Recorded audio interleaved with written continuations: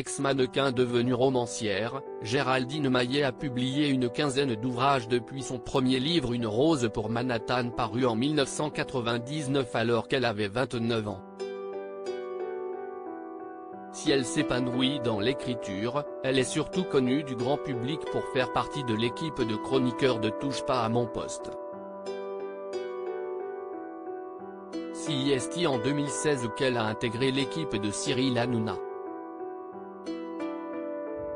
Depuis, elle est devenue l'un des piliers de l'émission au même titre que Valérie Benaïm ou encore Benjamin Castaldi.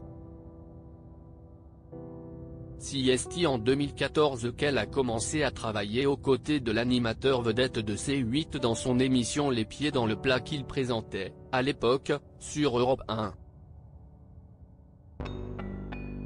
CIST donc une relation de confiance qui s'est installée au fil des années entre Géraldine Maillet et Cyril Hanouna.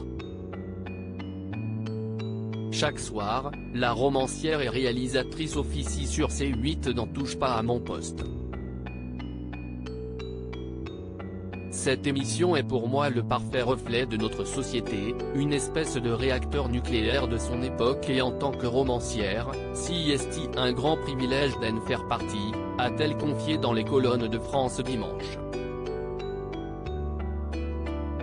Géraldine Maillet se sent comme à la maison sur le plateau de TPMP et semble même y trouver une source d'inspiration pour ses livres. J'ai le sentiment d'être là où ça se passe. Quoi de mieux qu'une émission regardée par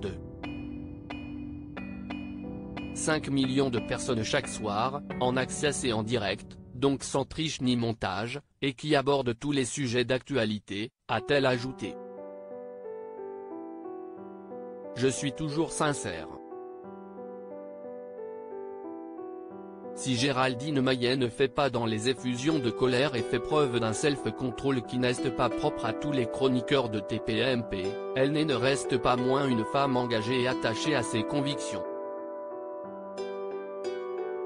En mars 2023, elle a une altercation avec la journaliste Myriam Palomba à qui elle reproche de donner du crédit à Gérard Fauré, ancien trafiquant de drogue. Celui-ci prétend que des stars prennent de l'adénochrome, une drogue obtenue grâce au sang d'enfants sacrifiés. Je suis toujours sincère et ne joue aucun rôle. Car je suis persuadé que la sincérité est gage de longévité, a estimé Géraldine Maillet à France Dimanche.